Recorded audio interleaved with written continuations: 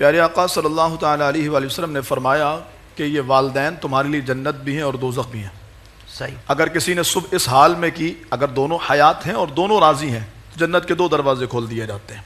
اور اگر صبح اس حال میں کی کہ دونوں حیات ہیں اور دونوں ناراض ہیں تو جہنم کے 2 دروازے کھول دیے جاتے ہیں، اور اگر ایک ہوں تو پھر جنت میں بھی 1 دروازہ اور جہنم کے لیے بھی یہی ہے کہ 1 دروازہ۔ یعنی اتنا سخت فرمان ہے کہ بندے کے اعمال ہیں، نوافل ہیں، صدقات ہیں، فرائض و واجبات ہیں، یہ سب ایک جانب ہیں، اور صرف والدین کی رضا پر جنت کا دروازہ اللہ کی رحمت سے کھول دیا جاتا ہے۔ پیارے آقا صلی اللہ تعالیٰ علیہ وآلہ وسلم نے اس کے علاوہ مزید اور کئی جگہوں پر والدین کے مقام اور مرتبے کو بیان فرمایا، کس لحاظ سے ان کے مقام کا خیال رکھا جائے۔ والدہ کے حوالے سے ہم نے بارہا فرامین سنے، خود قرآن بھی کہتا ہے حملتہ امہ کرہا ووضعتہ کرہا، کہ انہوں نے اپنے پیٹ میں تم کو 9 مہینے تک اٹھا کر کے رکھا، پھر وضع حمل ہوا، اس تکلیف کو قرآن نے بیان کیا اور یہ جتایا قرآن نے کہ یہ کس وجہ کر ان کے اتنے احسانات ہیں اور کس وجہ کر ان کے ساتھ خیر خواہی کرنے کا حکم ہے۔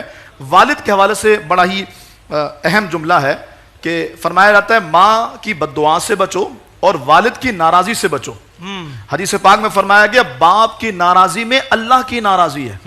اس لیے ہمیں یہ چاہیے کہ ہم دونوں طرف بیلنس کریں اور باپ کی ناراضی کو بھی مد نظر رکھیں اور والدہ کی بد دعا کو بھی مد نظر رکھیں۔ میں نے بعض لوگوں کا یہ جملہ سنا، وہ کہتے ہیں کہ جی ماں کی بد دعا جو ہے نا وہ دودھ میں دھل جاتی ہے۔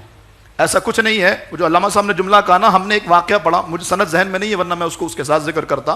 کہ ایک شخص کو اس کی ماں نے بد دعا دی تو وہ گدھے کی صورت کا ہو گیا، اور والدین کو پھر اس فرمان پر نظر رکھتے ہوئے یہ سوچنا چاہیے کہ جب فرمایا بد دعا سے بچو تو ان کی بد دعا کتنی اثر انداز ہوتی ہوگی۔ اگر ماں، ہم نے بعض ماؤں کو سنا تباہ ہو جا، تو بیڑا غرق ہو جائے تیرا، تو ستیہ ناس ہو، اس طرح کے جملے کہتے ہیں۔ اگرچہ وہ یہ جملے یوں کہیں جی میری بد دعا لگے گی نہیں، لیکن رسول اللہ صلی اللہ علیہ وسلم کا فرمان بتاتا ہے کہ یہ بد دعائیں اثر کرتی ہیں۔ تو ماں باپ سے بھی ہاتھ جوڑ کے عرض ہے کہ وہ اپنی اولاد کو بد دعا نہ دیں، اور اولاد کو چاہیے کہ بد دعا سے بچے۔